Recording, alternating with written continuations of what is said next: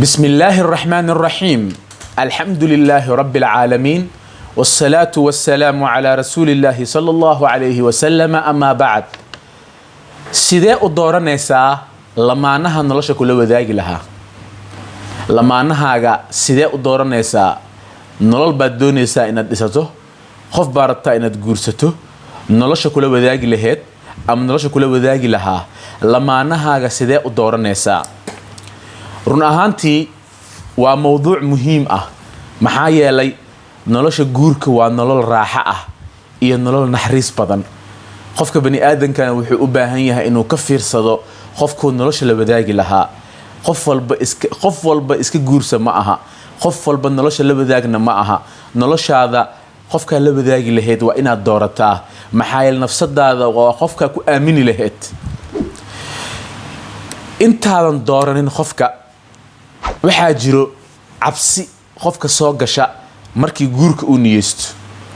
waxaa ka mid ah almakhaawifu nafsiya, qofka inuu ka baqo nafsadan hadda maanta ruuxan adiga aad rabtid in nolosha aad la wadaagi doonto sidee ayuu noqon karaa, nolosha ma kula fahmi doonaa, yacni qaab noocee waaye. ninka waxaa laga yaabaa qof bani aadanka waxaas inuu ka fikiro. waxaa laga yaabaa qofka inuu ka fikiro almakhaawifu alijtimaaciya, qofka markii aad isguursataan tacaamulkiina ama dhaqankiina qaabkee ayuu noqon doonaa. waxaa kaloo ka mid ah qofka intuusan guursanin waxyaabaha uu ka baqayo almakhaawifu aliqtisaadiya, qofka wuxuu ka baqayaa dhaqaalaha. wuxuu isleeyahay haddaad guursato ama armaa dhaqaale xumo kugu dhacda, armaa biilka jiiro kaa gasha. intaasi waa cabsiyada qofka ku dhalan karta markii guurka uu niyeysto. run ahaantii cabsidaas markay kugu dhalato waa inaad iska baabi'isaa oo geesi aad iska dhigtaa. maxaa yeelay nolol baad dhisan rabtaa. haddaba noloshaasi markaad dhisanayso, ilaahay subxaana wa tacaala wuxuu kaa rabaa adiga asbaabta inaad la imaado. asaga miraha asaga u daa. maxaa yeelay nabiga sala allahu calayhi wasalam baa u imaaday, wuxuu yidhi rasuul allow, neefkan geelaan wataa inaan ka tagaan rabaa, ma xiraa mise waa iska daayaa ilaahaan tala saartaa?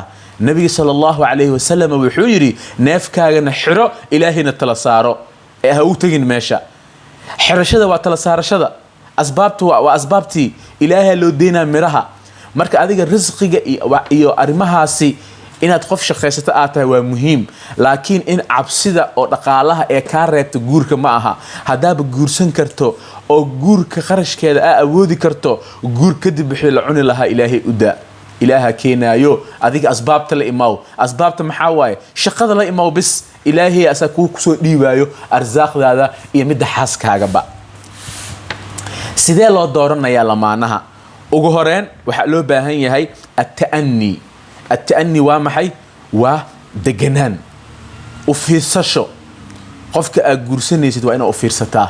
wiil ha ahaado qofka wax guursanaya ama gabadhii la guursanaya ha ahaato, waa in loo fiirsadaa. fiirsiyaa loo baahan yahay, inaan go-aanka lagu degdegin. maxaa yeelay guur fara badan oo lagu degdegay ayaa kadib laga shalaayay. waxaa loo baahan yahay qofka in la dhex galo oo dabeecadihiisa la barto. muxuu ka xanaaqaa, intuu ka xun yahay, intuu ka daciifsan yahay, intuu ka xoogan yahay. deganaan in la muujiyo. markii deganaanta aa muujiso kadib haddana waa inaad ku xijisaa almuwaasanatu bayna alcaqli waalqalbi. waa inaad miisaantaa caqligaaga iyo qalbigaaga. caqliga ka soco, qalbigana ka soco. maxaa yeelay meesha aad geli rabtid waa noloshaada. waa inaad fiirisaa arrimahaasi, qalbigana aad ka fikirtaa, maskaxdana aad ka fikirtaa. sidoo kale waxaa jiro intaan la isguursanin ka hor ama lamaanaha intaadan dooranin ka hor fatratu tacaaruf wax la yidhaahdo, xilliga isbarashada. qoftaa markaad doonato ama lagu siiyo waa inaad isbarataan. waa inuu jiraa waqti, ha yaraado ha badnaado, waqti wiilkan iyo gabadhan ee isku baran karaan. ma aha in wiilka iyo gabadha la isku raadiyo kadibna isbuuc kadibna arooskooda uu dhaco. yacni isma yaqaanaanba. ninkaan gabadhan ninkaan ma taqaano, wiilkan gabadhan ma yaqaano, intee ka xanaaqdaa, maxay dabeecadaheeda ah, see tahay. waa inuu jiraa marka fatratu tacaaruf, waa in lisbartaa. waa inuu jiraa waxa la yidhaahdo diraasatu itibaac, dabeecadaha in la daraasadeeyo.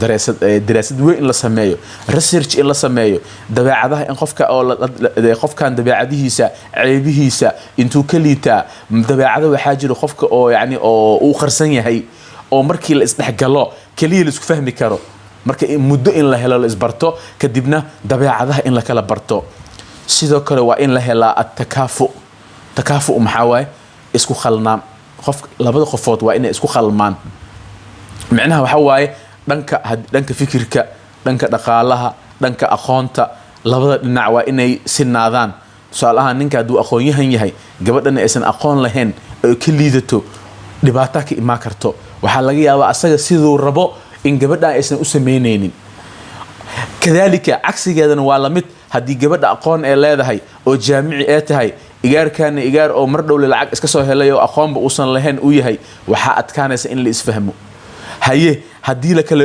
su'aal ahaan adana dhanka oo fikirka qofkan yani qof oo aqoon laho fikirayo waaye qofkaana fikir male jaahil waaye waxyaabaha noocaas ah labada qofood isguursanayso waa inay isku khalmaan takaafu'a muhiim waaye isku khalnaanshada waa arrin muhiim ah sidoo kale waa inuu jiraa intaan la isguursanin ka hor al-iqtiraabu min al-ahli ehelka in loo dhawaado yani adiga gabadha inaad barato kaliya ma aha ama wiilka inaad barato kaliya ma aha oo haddii gabar aad tahay waa inaa ehelkiisana aad barataa ehelkeeda aad barataa qaraabadeeda familkeeda isdhexgala familka sidee yihiin dabeecadooda waa sidee familka dhexgal dabeecadahooda baro intaadan gudaha usoo galin waayo waxaa laga yaabaa markaad gudaha usoo gasho inaad aragto waxyaabo fara badan adiga is ku raaligelinaynin kadibna aad go-aan ka qaadato wixii mar dhowaa samaysay guurirka inta badan oo degdegta lagu galo dhibkaasay leeyihiin waxaa loo baahan yahay lamaanaha nolosha kula wadaagaya waa inaad ka fikirtaa muddo waa inaad wada qaadataan markay uu yar tahay dadka arrimahan guurkii ka sheekeynaya waxay leeyihiin cala alaqal 6 bilood wada socda is ogaada xaaladihiina gabadhan maxay ka yani waxa la diidan yahay waa la isku soo doonay waa la isku daray markii la isku daray guryaha markii la tagana in balaayo ay dhacdo buuq isbuuc walba aabihii inuu sii socdo oo dhibaato meesha ka dhacdo marka waxaa loo baahan yahay cabsidan in la iska saaro oo geesi la iska dhigo lamaanihii nolosha kula wadaagi lahaana aad raadsato kadibna markaad hesho kadibna arrimahan aad u fiiriso dabeecadihiisa aad fiiriso nolosha waa ku sidee qofkan waxaa laga yaabaa intaa waxa haysata kaliya inuu ku jecel yahay haddaa wax ay kaa dhammaadaan lacagta ama aashiidana qofka inuu kaa xanaaqo ama uu kaa tagaba waxaas dhan goormay ku ogaanaysaa intaan la isguursanin ka hor tijaabi qofka maalin wax waa haya dheh maalin ma haya dheh dabeecadihiisa baro daraasaad sameey kadib